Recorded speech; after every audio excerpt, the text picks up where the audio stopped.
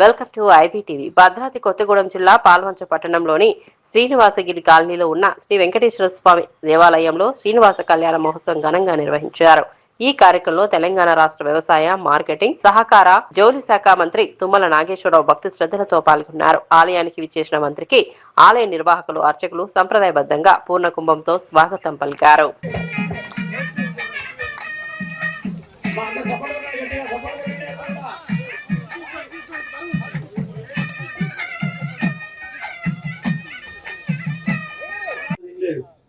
విద్యాదానం చేస్తే అభివృద్ధిలోకి వస్తాడు, కానీ కన్యని దానం ఇవ్వడం వల్ల మనకు ఫలితం కనపడదు. అందుకే ఇందాక స్వామివారు చెప్పిన గోవింద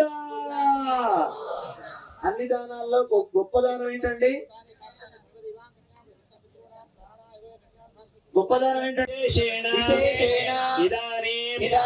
మనుష్య జన్మ